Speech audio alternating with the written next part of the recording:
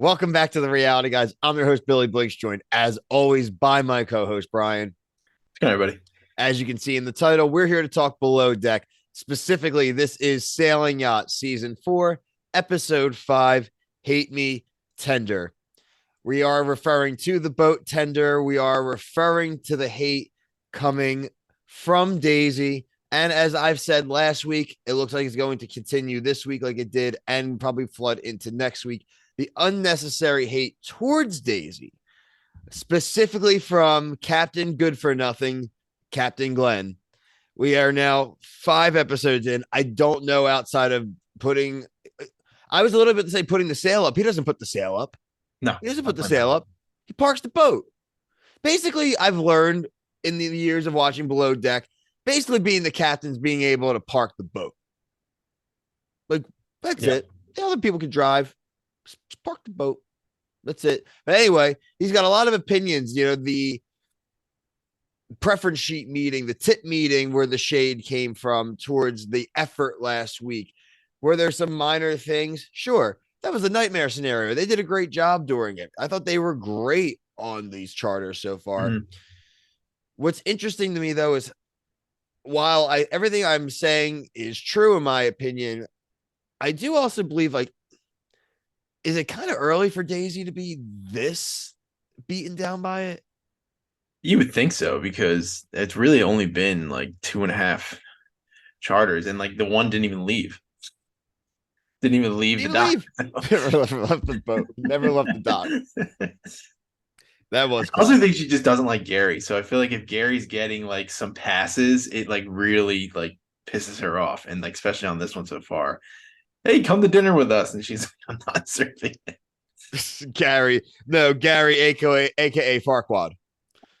I love that. That was awesome. Is classic. That's thumbnail material. Yeah, and you better watch yourself, Brian. The like police might come after you. Better watch yourself. Pardon. On the side.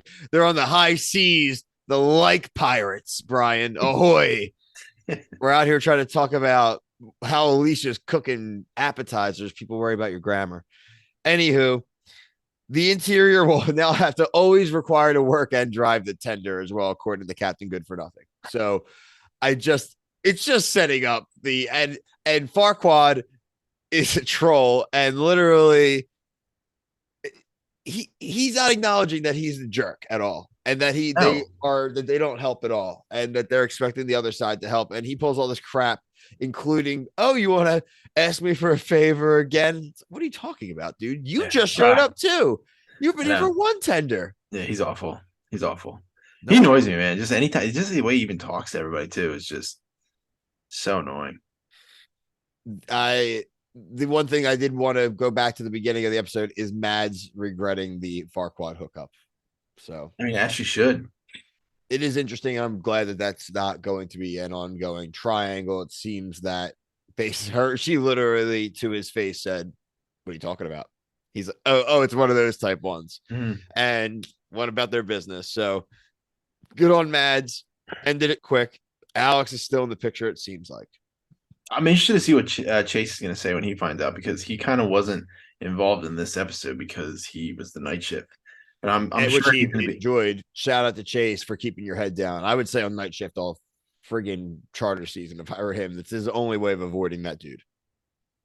Yeah, I mean, we'll have to also see, like, with next episode, there's looks like some friction across the boat. So I don't know what's going to shake up there, but it's tough. It's tough, especially like he comes in and just he's a bully.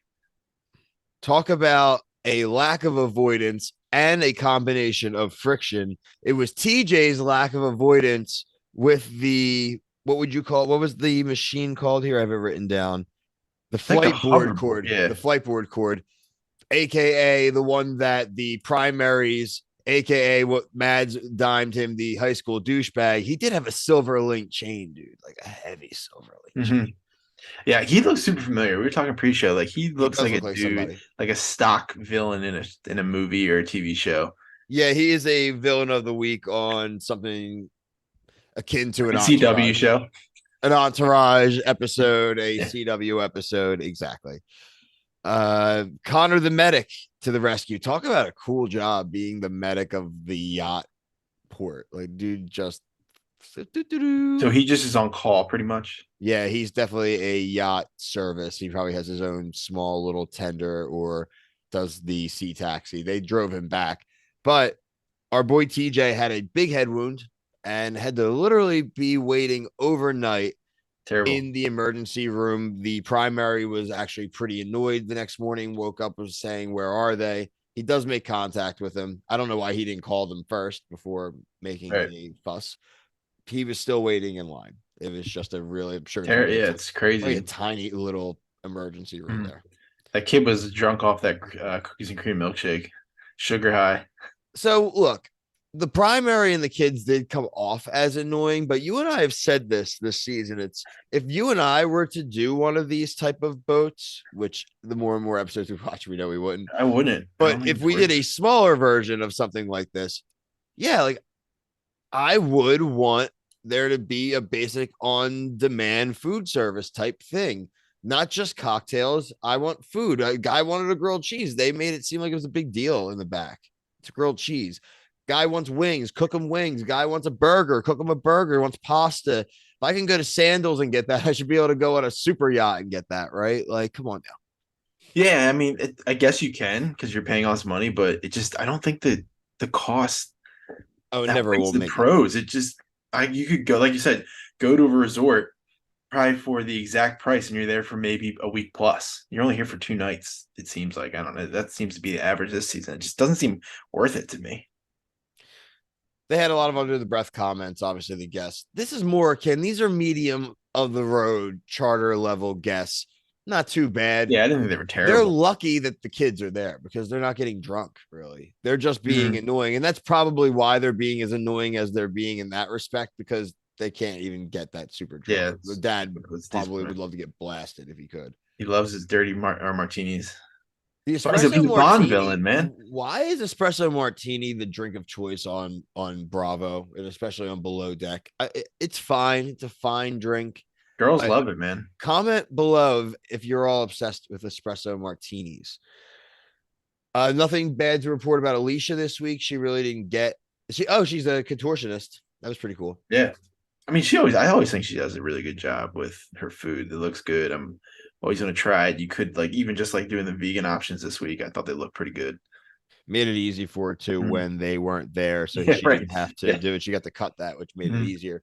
I Yeah. am not that I'm looking forward to it, but I would like to see how she does react to a bad service. I mean, I'm sure it's coming.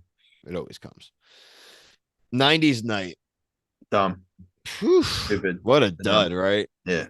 Yeah. Well, not much more to That's say. what I'm talking about. Like you get this entertainment and it's just crap. Like the main season, they're bringing in like performers from the local area, and like I understand how that's a little cooler, but dudes dressing up as Sporty Spice, hard pass. Pass. That's a little insulting in fact. Um, yeah, look, I thought it was a good episode, Bri. It was nice. There was a little bit less sailing mechanics this week. We didn't have this is the first week we really didn't get into the boat itself, but we've seen the previews in general, so we do know that there is more trouble coming for the Mhm. boat mechanically. I hope that they can kind of it does seem like next week that all the heads of the departments per the preview, we're talking about Farquad, we're obviously talking about Daisy. I'm hoping that doesn't mean Alicia as well, but that's usually considered a head of department. And Captain Good for Nothing said that they're all falling apart at the same time. So I am curious to see what does happen next week. I'm definitely excited to see because it's a total shakeup from It'll I guess the good times that we've had, like decently good times the last two episodes. No, for sure.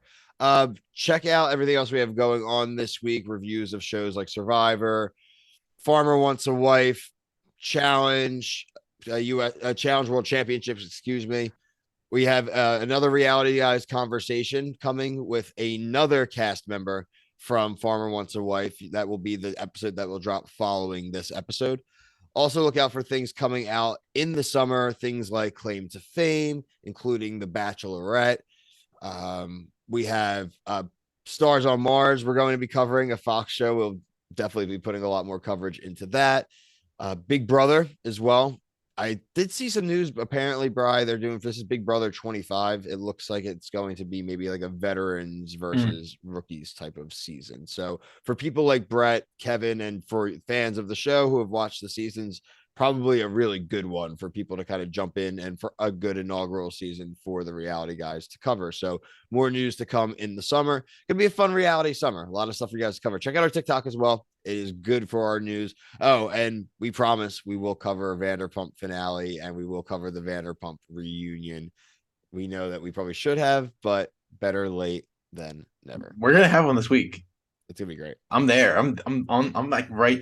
I'm at the like the 9 or the 45 yard or the 5 yard line right now. Right there. Might just gonna get this 2 point conversion in before Wednesday.